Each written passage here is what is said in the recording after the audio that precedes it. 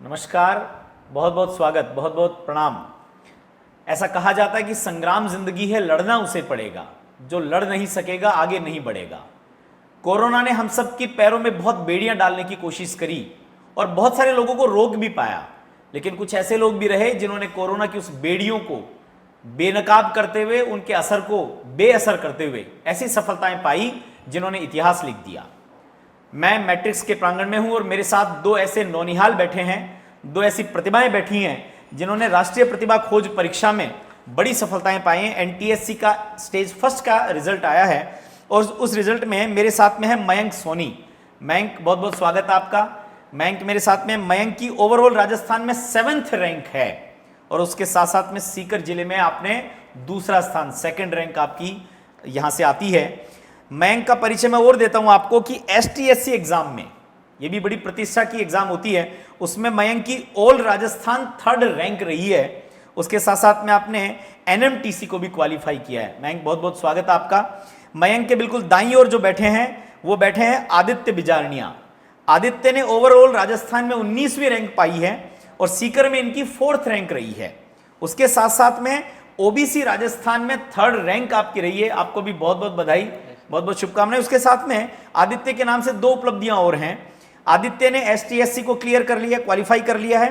उसके साथ साथ में एनएसओ में all India 12th rank Aditya की है। आप समझ सकते हैं कि दोनों कैसी प्रतिभाएं हमारे साथ में हैं। आज हम इनसे इनकी जर्नी के बारे में पूछते हैं, इनसे जानते हैं, इनसे बातचीत करते हैं और वो सूत्र निकालने की कोशिश करते हैं जो सफलता तक हमें पहुंचाने का काम करते हैं। मैं सबसे पहले आदित्य आपको बहुत बहुत बधाई देने के साथ में पूछना चाहूंगा, आदित्य एससी तो स्टेट लेवल का आपका जो एग्जाम हो गया, ये एनएसओ क्या है और उसमें आपकी ऑल इंडिया में 12th रैंक है, इसके बारे में बताइए आदित्य, क्या है? एनएसओ एक नेशनल लेवल पे एक साइंस ओलंपियाड होता है, एसओएफ कंडक्ट कराता है उसे। तो इसके अंदर इसके फॉर्म मतलब 10th तक दे सकते हैं इस एग्ज़ाम को, और इसमें साइंस आती है प्योरली और थोड़ा सा 10 क्वेश्चन इसके रीजनिंग के आते हैं, और जो साइंस के जो क्वेश्चन है वो high order thinking level skills पे बेस्ड होते हैं सारे। तो इसकी प्रिपरेशन बहुत अच्छी से कराई थी हमें, और पहले तो पता भी नहीं था जब हम आए थे, क्योंकि मैं 8th में एक एवरेज स्टूडेंट रहा हूँ। अच्छा। और यहाँ पे आया तो मुझे मतलब इतना कुछ पता नहीं था कि यहाँ की आगे जाके ऐसा भी कुछ करना है। ओके। तो पर जैसे जैसे मतलब यहाँ पे आया, टीचर्स ने मुझे स्पेशल फील कराने स्टार्ट करा। पढ़ते हम ग्रुप में थे पर फील इंडिविजुअल की आती थी हमें। ठीक है। कि हम पे इंडिविजुअल फोकस करा जा रहा है। धीरे धीरे धीरे मेरा थोड़ा इंटरेस्ट भी डेवलप हुआ स्टडीज़ के अंदर, क्योंकि पहले तो मैं मतलब ये ओके ऑल इज़ वेल। अच्छा। बट अब लगता है कि जितना हो रहा वो भी कम है। नहीं, सही कह रहे हो आदित्य यार, ये मैंने भी अनुभव किया है और हमारे तो पीढ़ियों में खैर ऐसा होता ही था, आपके में तो नई चीज़ें बदली हैं। हमारे लिए तो 10वीं 12वीं या पढ़ाई का एक मतलब होता था बोर्ड एग्जाम्स, लेकिन आपने जैसे एनटीएससी कर लिया, एसटीएससी कर लिया, एनएसओ में आपकी ऑल इंडिया रैंक आई है, तो ये इतनी सारी पढ़ाई के अंदर बहुत सारी ब्रांचेस टाइप की लगती हैं। ये आपने कहा 8वीं तक में आप एक एवरेज स्टूडेंट रहे, तो फिर ये अचानक से जो बिल्कुल बदलाव आया आपके जीवन में, ये कैसे आया? ये बूस्ट टीचर्स के मोटिवेशन के कारण ही आया था, क्योंकि मतलब इन्होंने कभी फील ही नहीं करा कि मैं एवरेज स्टूडेंट हूँ।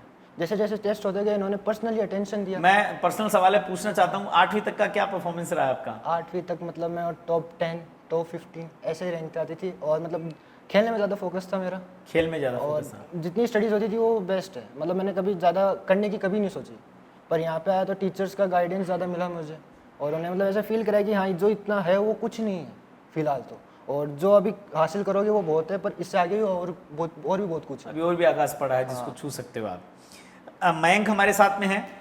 मयंक थोड़ा सा शर्मिला टाइप का बच्चा माना जाता है, ऐसा आपसे बातचीत करने पर मुझे लगा, बट ठीक है। मयंक, आपकी 7th रैंक है राजस्थान में, बड़ी रैंक है, और सीकर जिले में आपकी 2nd रैंक है। एसटीएससी एग्जाम में भी आपने ऑल राजस्थान 3rd रैंक पाई थी। इसके अलावा एनएमटीसी और है, ये एनएमटीसी क्या है आपसे जानना चाहूंगा मैं Mayank. National mathematics talent contest है जो एएमटीआई कंडक्ट करवाता है, association of mathematics teachers of India. Okay. इसमें मैथ स्क्रीनिंग टेस्ट होता है फर्स्ट, तो मैथ का, उसमें मैथ के क्वेश्चन आते हैं ऑब्जेक्टिव, और इस साल तो ऑब्जेक्टिव आए थे। तो एनएमटीसी क्लियर हो गया आपका? फर्स्ट स्टेज क्लियर हो गया। ऐसा माना जाता है मैथ्स बड़ा मुश्किल विषय है, थोड़ा सा टफ होता है मैथ्स को, मतलब इंडिविजुअली सबको अलग अलग लग सकता है, बट ऐसा माना जाता है मैथ्स जो है वो विद्यार्थियों के लिए थोड़ा डर का, उसी का आपने जो है वो ओलंपियाड के रूप में क्लियर किया है। मैथ्स कैसी लगती है आपको? मैथ्स अच्छी लगती है। मैथ्स को टीचर्स अच्छे तरीके से दिखाते हैं तब अच्छी लगने लग जाती है। अच्छे से पढ़ाते हैं तो फिर मज़ा आने लगता है उसमें। बिना डराए पढ़ाते हैं कि इजी है, हार्ड नहीं है यूँ। अच्छा, ये भी रहता है कि मैथ्स का एक डर रहता है कि ये बड़ा मुश्किल विषय है थोड़ा। आपकी STSC में भी 3rd रैंक है, NTSC में भी आपने 7th रैंक पाई है। लक्ष्य क्या है, करना क्या चाहते हो? लक्ष्य IIT करना चाहता हूँ 12th के साथ। IIT करना चाहते हो। आपका क्या लक्ष्य है? मैं डॉक्टर बनना चाहता हूँ बेसिकली। अच्छा, बेसिकली डॉक्टर बनना चाहते हो। तो अब आपने जैसे कहा कि 8वीं तक तो आप बड़े खेल कूद वाले स्टूडेंट रहे, खूब मस्तियाँ की हैं। मस्तियाँ बंद हो गई कि चल रही हैं अभी भी? चल रही है, मैं अभी कार्टून भर के देखता हूँ। अच्छा, कार्टून का अभी तक शौकीन हूँ मैं। कार्टून नेटवर्क कौन सा देखते हो? शिनचैन। ओके, आपका पसंदीदा कैरेक्टर वो शिनचैन ही है। सिंचेन ही है वो।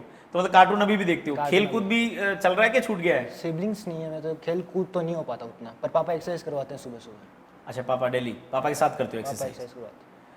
ये बहुत अच्छी बात है क्योंकि एक्सरसाइज से हम लोग एक एनर्जी भी पाते हैं और स्टडी में भी। इसका मतलब हम ये कह सकते हैं कि भाई आप यदि खेलते हैं या एक्सरसाइज करते हैं तो उससे आपकी स्टडीज पर कोई नेगेटिव इंपैक्ट नहीं आता, पॉजिटिव ही आता है।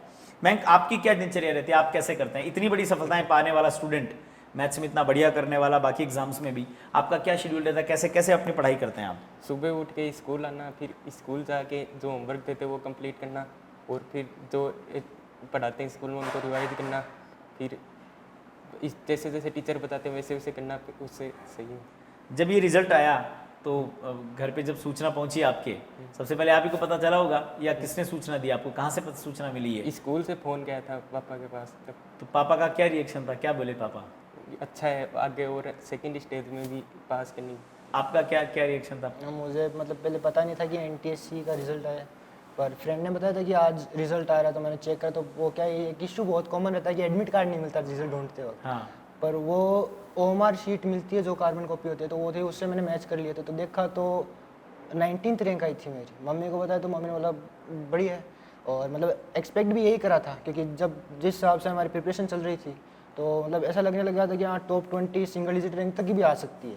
ओके। और मैंने काउंट किया था 190 आने चाहिए थे 200 में से, पर वो क्या होता है ना, ये एक नंबर एक्स्ट्रा आ गया उसमें भी, तो मेरे 191 आए अभी। अच्छा, 191, 200 में से 191। 191। ओके।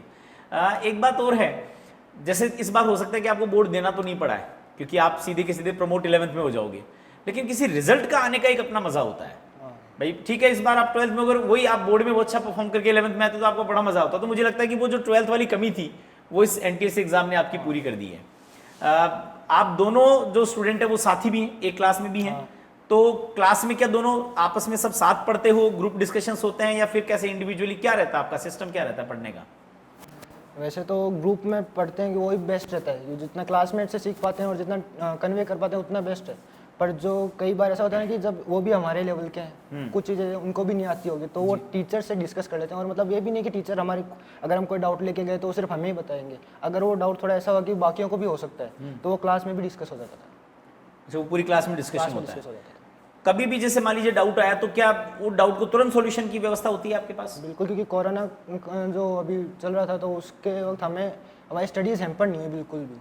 जिस दिन से लॉकडाउन लगा था, मैं उस वक्त 10th क्लास में था, मार्च की कुछ बात है, तो जिस दिन लॉकडाउन लगा था उसी दिन से हमारी ऑनलाइन क्लासेस स्टार्ट कर दी थी और उसी फ्लो में चली थी कि पता भी नहीं चला कि हम घर पे बैठ के दे रहे हैं। बस वो उतना फर्क था कि हम फ़ोन साथ में रखता था हमारे, जो कि हमने कभी लिया भी नहीं हाथ में। अच्छा, पहले लिया नहीं? मतलब दोनों फोन नहीं रखते हो अपना पर्सनल अभी तक? मतलब मोबाइल आपके पास, स्मार्ट जिसको फोन कहते हैं नहीं, वो नहीं है।